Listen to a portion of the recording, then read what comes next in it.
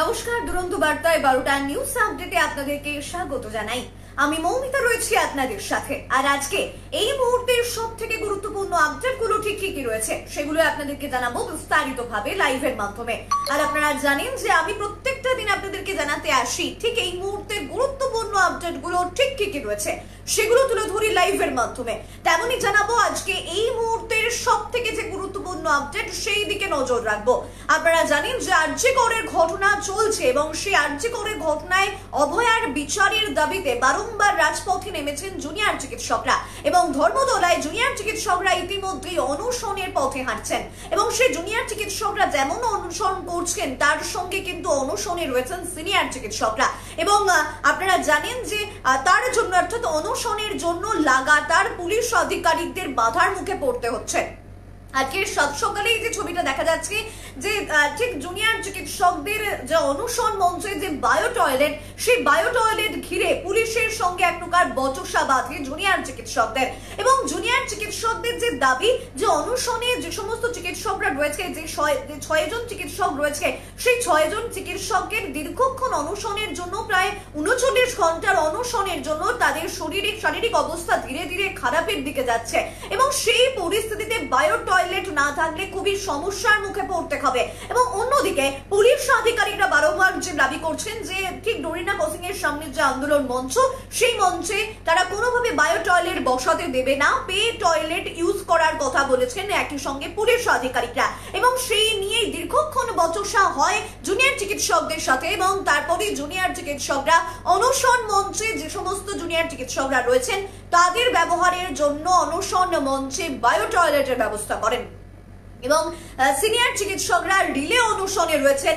এবং আপনারা জানেন ইতিমধ্যেই প্রথমেই আপনারা জানেন পুলিশ আধিকারিকরা প্রথমে জুনিয়র চিকিৎসকদের মেল করেছিলেন যে ধর্মতলায় ডোরিনা ক্রসিং এ যেখানে অনশন চলছে সেখানে আর অনশন করতে দেওয়া যাবে না এবং সেই ইমেলে কোনো রকম পাত্তা না দিয়ে জুনিয়র চিকিৎসকরা তারা দীর্ঘক্ষণ অনশন চালিয়ে যাচ্ছেন এবং আজকে যে ছবিটা দেখা যাচ্ছে যে সকাল থেকে সে অনশন চলছে এবং ঠিক ডোরিনা ক্রসিং এর সামনে 163 ধারা জারি করা হয়েছে এবং 163 ধারা জারি করা জন্য ঠিক 5 জনের বেশি জমায়েত করা যাবে না, এমনটাই কিন্তু পুলিশ আধিকারিকরা নির্দেশ দিয়েছেন এবং এই পরিস্থিতিতে ইতিমধ্যে এখনো পর্যন্ত জুনিয়র চিকিৎসকরা তারা আন্দোলনে রয়েছেন। 6 সদস্যের যে দল, সেই দল তারা আন্দোলন করছেন এবং অন্যদিকে একই সঙ্গে যারা অন্যান্য জুনিয়র চিকিৎসকরা রয়েছেন তারা কিন্তু কর্মবিরতি প্রত্যাহার করে তারা কাজে ফিরে গিয়েছে।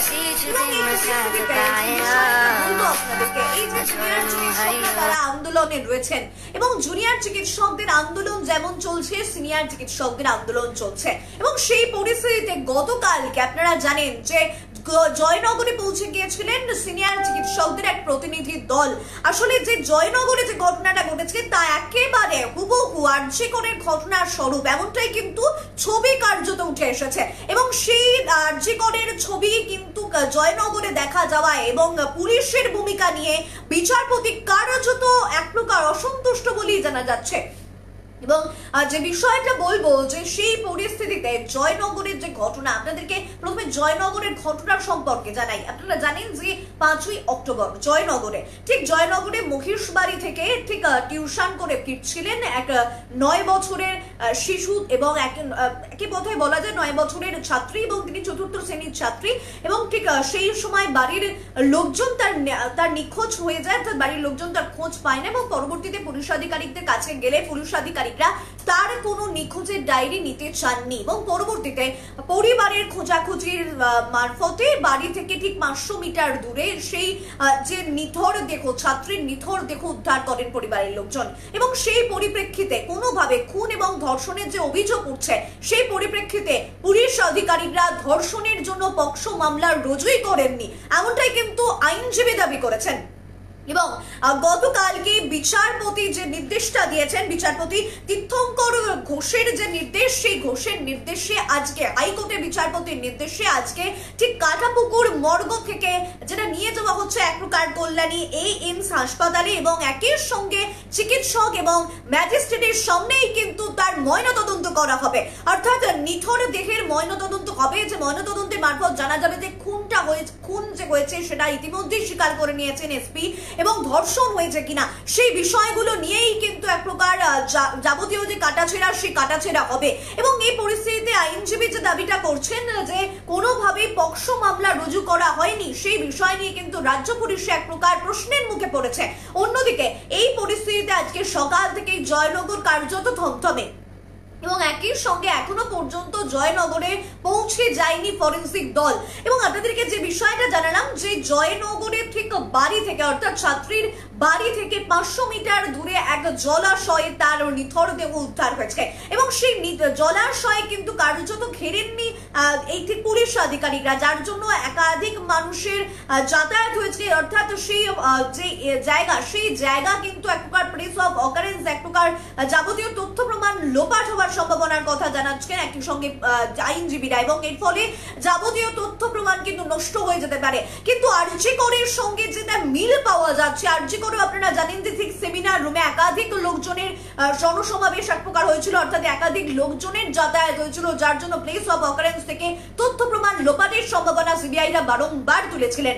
এবং সেই পরিপ্রেক্ষিতে আরজি করে ঘটনার সঙ্গে জয়নগরের ঘটনা অনেকটাই মিল, কিন্তু জয়নগরের ঘটনা এখান থেকে অনেকটাই আলাদা কিছু একটা পয়েন্টে, কারণ ইতিমধ্যে যে মরদেহ সেই মরদেহ কিন্তু সুরক্ষিত করা হয়েছে এবং সেই ময়নাতদন্তের জন্য আবারও কিন্তু অ্যাপিল করা হয়েছে বা ময়নাতদন্ত হচ্ছে।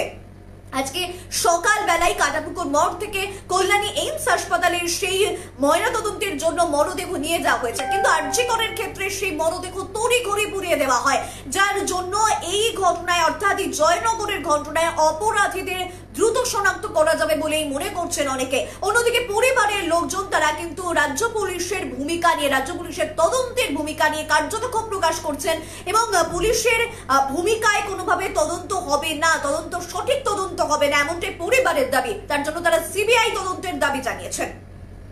এর পরবর্তীতে যেদিকে নজর রাখবো, আপনারা জানেন যে ঠিক একটা বছর ধরে দুর্গাপুজো এসে গেল মানে আর মাত্র 2-3 মাস তারপরেই এই 2024 সাল শেষ হবে, কিন্তু এই 2024 সাল একাধিক লাইনচ্যুত ট্রেনের ঘটনা দেখলো।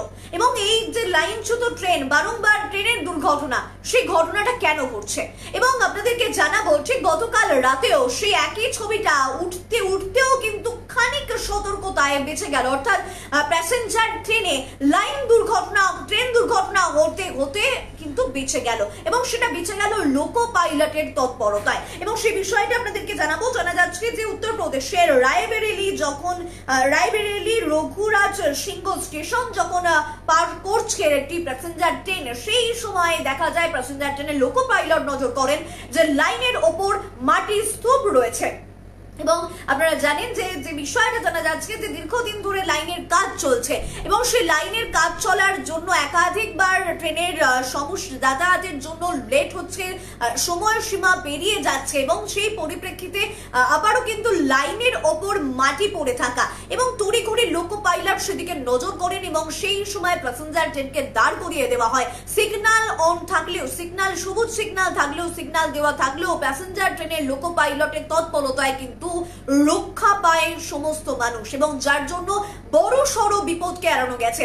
এবং এই যে পরিস্থিতি, অর্থাৎ কে ওই মাটিটা রাখলো, কারা এই মাটি রাখলো, সেই নিয়ে কিন্তু ইতিমধ্যে রেলের তরফে কিন্তু একাধিক প্রশ্ন উঠছে এবং তারা কি দুষ্কৃতীরা চাইছেন কোনোভাবে এই ট্রেন দুর্ঘটনা, এই লাইনচ্যুত হলে দুষ্কৃতীদের কি লাভ এবং কারা এই ঘটনাটা ঘটছে, সেই বিষয় নিয়েই কিন্তু একাধিক জল্পনা উঠে আসছে এবং এই নিয়ে রেলের তরফ থেকে জানা যাচ্ছে, রেল সূত্র মারফত খবর, এই নিয়েই কিন্তু তদন্ত করা হবে বলেই জানা যাচ্ছে। এবার নজর রাখবো খেলার খবরে। পাকিস্তানের বিরুদ্ধে জিতেও বড় সুযোগ নষ্ট করলো ভারত, যেটা জানা যাচ্ছে যে আপনারা জানেন যে মহিলা ক্রিকেট চলছে এবং সেই মহিলা ক্রিকেটের দিকেই নজর রেখে বলবো যে ভারতের হতাশাজনক ফিল্ডিং এবং বড় টার্গেট তারা করতে নেবে, স্নায়ুর চাপে ভুগে টপ যে অর্ডার সেই অর্ডারে ব্যর্থতার হাল এবং তাও আবার 58 রানের বিশাল ব্যবধানে। সেই থেকেই ব্যাকফুটে রয়েছেন হরমনপ্রীত কৌর নেতৃত্বে ভারত এবং কিছুটা ফ্রন্ট ফুটে আসার সুযোগ ছিল, কিন্তু পাকিস্তানকে হারিয়েও সেটা হলো না বলেই জানা যাচ্ছে। এবার নজর রাখবো আবহাওয়ার আপডেটে। আজকে সকাল থেকে রৌদ্রোজ্জ্বল আবহাওয়া এবং কোনো জায়গায় হালকা যে মেঘলা আকাশ, অর্থাৎ আংশিক মেঘলা আকাশ রয়েছে এবং আবহাওয়াবিদরা জানাচ্ছেন যে পুজোর মুখে বৃষ্টিপাতের কোনো সম্ভাবনা নেই, ভারী বৃষ্টিপাতের কোনো সম্ভাবনা নেই। তবে কয়েক জায়গায় হালকা থেকে মাঝারি বৃষ্টিপাতের সম্ভাবনার কথা জানাচ্ছেন আবহাওয়াবিদরা। এবং উপকূলবর্তী জেলাগুলি রয়েছে, অর্থাৎ পূর্ব মেদিনীপুর, দক্ষিণ চব্বিশ পরগনা, একের সঙ্গে বর্ধমান, এই জেলাগুলিতে কিন্তু হালকা থেকে ভারী বৃষ্টির যে সম্ভাবনা, সেই সম্ভাবনা তীব্র রয়েছে, এমনটাই কথা বলছেন আবহাওয়াবিদরা।